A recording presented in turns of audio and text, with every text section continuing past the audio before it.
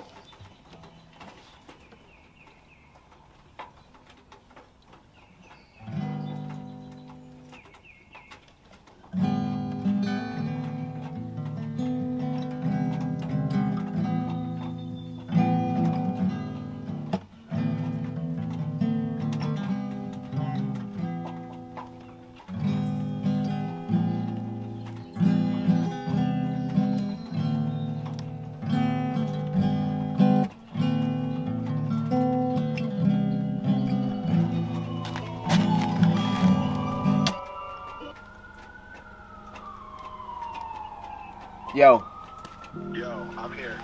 all right, perfect.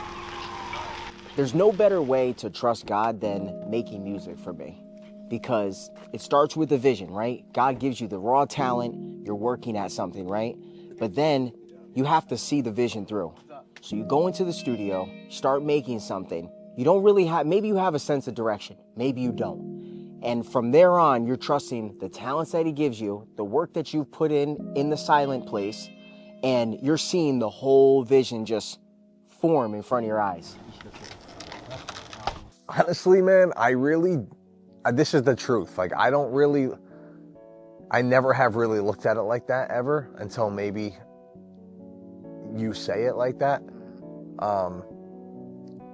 And it is interesting to hear you say, like, oh, you know, you could have a natural talent for something, but it only gets refined with practice. And that, you know, you mentioned music in the gym, but it's funny, you know, when you had mentioned working out, like, I didn't have a naturally good physique. I had nothing. I had an overweight, chubby, you know, young boy, prepubescent, no muscle physique. You know what I'm saying? So I had to work at that, and still do work at that.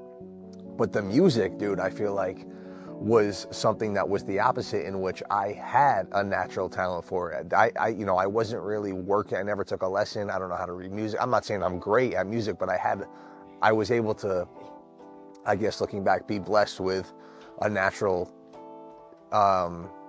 gift to just get on certain instruments and kind of just pick it up, rhythm. And then that led to, you know, over the years, I played in a band, played for years, and that kind of led to maybe the skill part and the repetition, because it was years of repetition.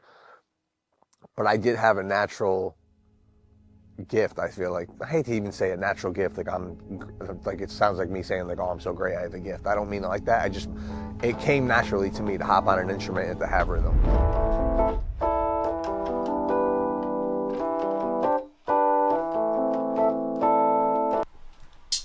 Be cool having it with the pattern.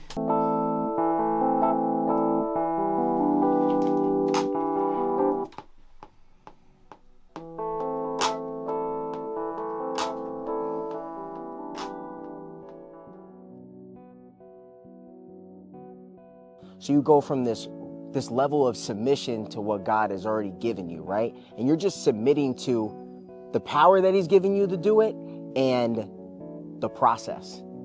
But all the work that you've done in silent has made that possible.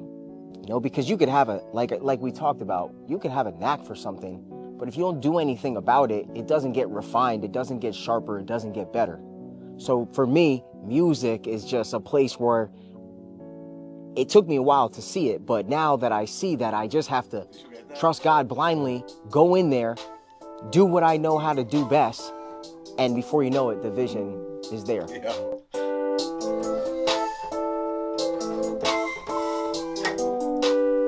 Dude.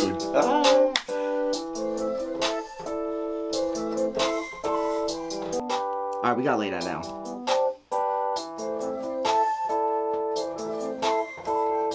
It'd be probably a little hard to hear with everything, but I'll turn some stuff down.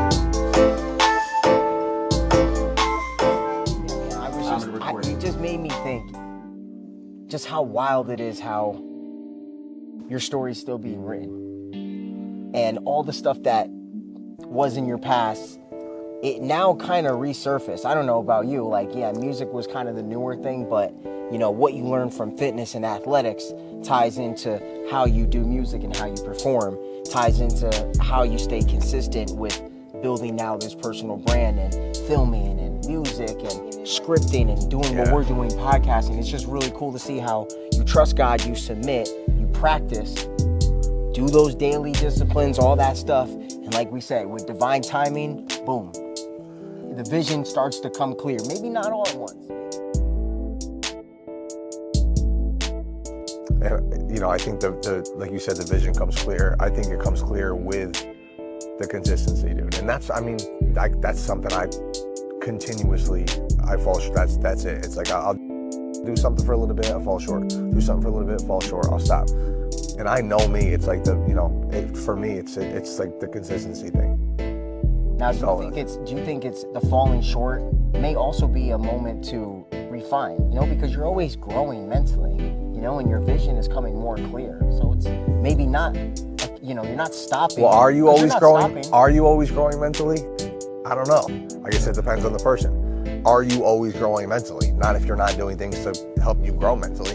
True. So it's like, in a sense, it's like a person-to-person thing, and having accountability for yourself too, which I struggle with. I'm better with it in other areas than others, but I think ultimately, you know, it's contextual, person to person. I guess you just have to ask yourself, based on what your goal is, well, what is the goal, and how bad do you want to get to said place or reach certain goals or said goals? So that's how I feel about it. That's so true. You know, because it makes me think, you know, consistency is a product or a fruit of discipline. That takes discipline to do that every single day, because even though I don't feel like doing it, I still have to go do it. True. So I'm disciplined. Do I have the discipline to fight the urge of not wanting to do something and doing it anyway? But sometimes I fight the urge to go practice a skill that I haven't perfected yet. But over time, being disciplined through the times that I don't want to do it, I will start to enjoy it more. So it won't require as much discipline to do it, because I'll start to enjoy it more. You know what I'm trying to say? So true. So you can be consistent with something, doesn't mean you're disciplined at doing that thing. Because if doing that thing is easy for you and you like to do that thing, it's not really discipline.